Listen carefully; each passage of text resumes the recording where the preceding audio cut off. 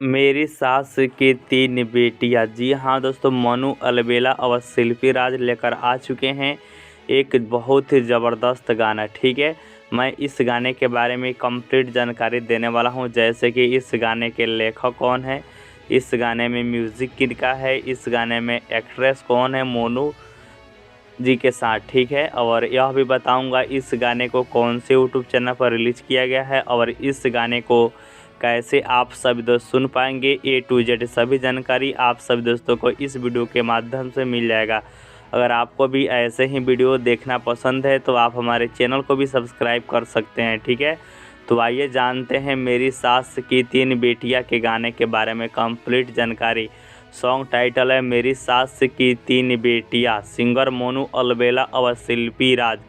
जो एक्ट्रेस है उनका नाम है खुशी राज। लाइरिक्स है सत्या सावरकर जी का। म्यूजिक है विराज जी का।